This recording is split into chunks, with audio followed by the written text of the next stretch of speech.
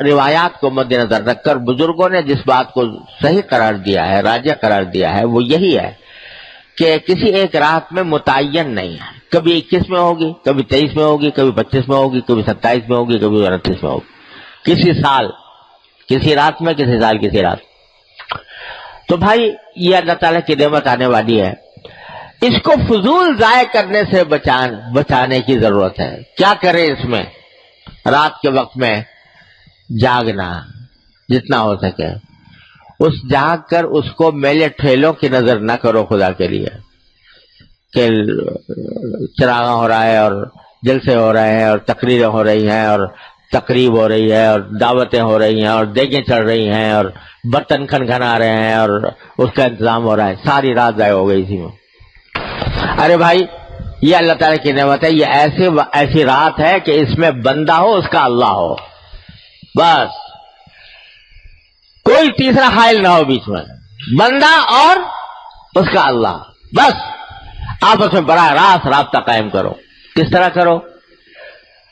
کہ نفلیں پڑھو، سجدے لمبے لمبے کرو، قیام لمبا کرے، جتنی اگر لمبی صورتیں یاد ہے لمبی صورتوں والی نماز پڑھو، اور لمبے قیام، لمبے رکوع، لمبے سجدے۔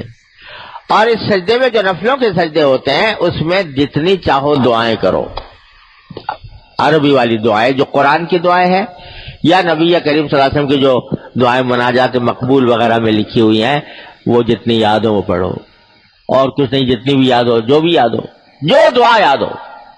سجدے کی حالت میں، نفلوں کے سجدے کی حالت میں جو دعا کی جاتی ہے بڑی اللہ کے ہاں سیدھی پہنچتی ہے، کیونکہ سجدے سے بہتر کوئی وقت نہیں ہے جس میں بندہ اپنے اللہ تک کا قرب حاصل کر رہا ہو۔ سب سے زیادہ قرب بندے کو سجدے کی حالت میں ہوتا ہے، تو اس وقت میں جو مانگو گے قریب ہو کے وہ انشاءاللہ اللہ تعالیٰ کے ہاں پڑھے۔ اور قرآنی دعائیں ہیں، لوگوں کو کچھ، ہر مسلمان کو کچھ نہ کچھ یاد ہوتی ہیں، ربنا آتنا فی الدنیا حسنہ، اور کچھ نہیں تو، اور رب اغفر وارحم وانت خیر الراحمین وغیرہ وغیرہ، تو وہ دعائیں بھی کرتے رہو، لمبے قیام، لمبے رکوع، لمبے سجدے جتنے بھی ہو گئے۔ اور جتنی نفلیں زیادہ، سب سے افضل کام تو یہ ہے نفلیں پڑھنا، اور اگر چاہو تو تلاوت، قرآن کریم کی تلاوت، کیونکہ لمبا قیام نہیں کیا جا رہا ہے، زیادہ لمبی صورتیں یاد نہیں ہے، حفظ نہیں ہے، تو لمبا قیام کیسے کریں؟ تو جتنا قیام اور رکوع سجدہ کر لو، اس کے بعد پھر قرآن کریم کی تلاوت، اس میں لگو وقت۔ سارے ذکر اذکار میں سب سے زیادہ افضل ذکر قرآن کریم کی تلاوت، اس سے زیادہ افضل کچھ نہیں۔ ایک ایک حرف پر 10 نیکیاں، ایک ایک حرف کے تلاوت پر 10 نیکیاں، اور رمضان میں 70 بڑھا دو اس کو، تو کتنی؟ 700 ہو گئی۔ اور پھر شب قدر میں اللہ اکبر، اس کی کوئی حساب ہی نہیں، کوئی گنتی ہی نہیں، خیر من الف شہر۔ تو اس واسطے تلاوت جتنی ہو سکے وہ کرو۔ اور تیسرا کام یہ بھائی دعائیں مانگو، دعا مانگو، پروردگار سے لپٹ جاؤ،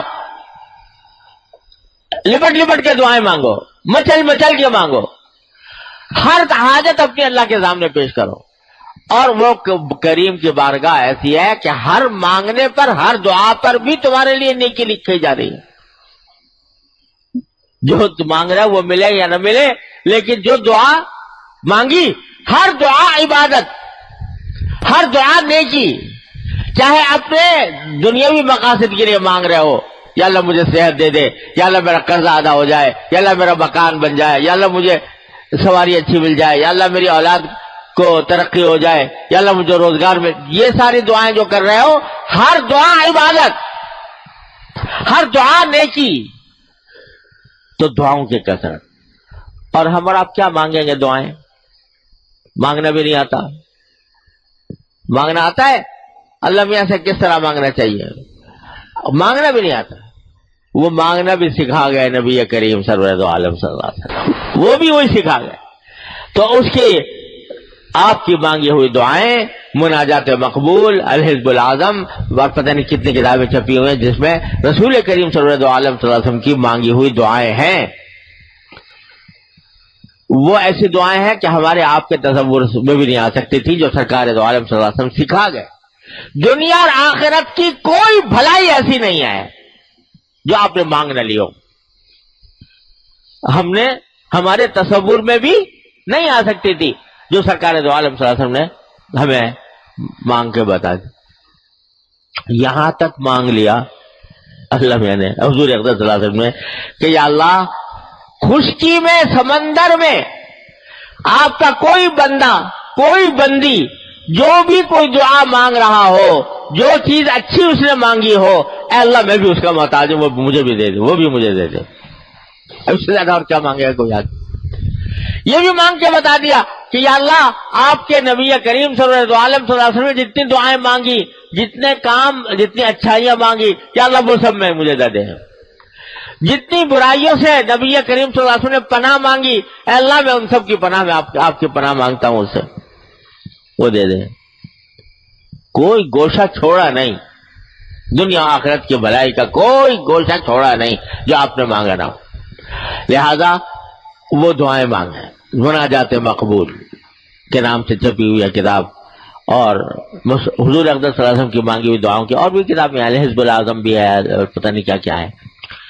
تو وہ اس میں یہ 3 کام ہے کرنے کے، اور چلتے پھرتے اٹھتے بیٹھتے بہرحال انسان کی ضرورت ہے، کبھی اٹھتا ہے کبھی بیٹھتا ہے کبھی، تو چلتے پھرتے اٹھتے بیٹھتے کلمہ، تیسرا کلمہ سبحان اللہ والحمد للہ ولا الہ الا اللہ واللہ اکبر وللہ الحمد، یہ کل چلتے پھرتے زبان پہ ہو۔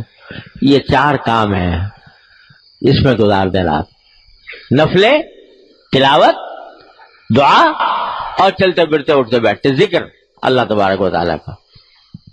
اللہ تبارک و تعالیٰ اس طرح اگر رات گزار لی تو امید ہے اللہ کا شکر۔ کیا امید ہے؟ کہ اگر 1000 مہینے تک راتیں اس طرح گزاری ہوتی تو اس سے بھی کہیں زیادہ فضیلت اور اس سے بھی زیادہ کہیں اجر اور فائدہ حاصل ہوگا اس ایک رات کا۔ تو چلو بھائی، پتہ نہیں ہے کون سی ہے تو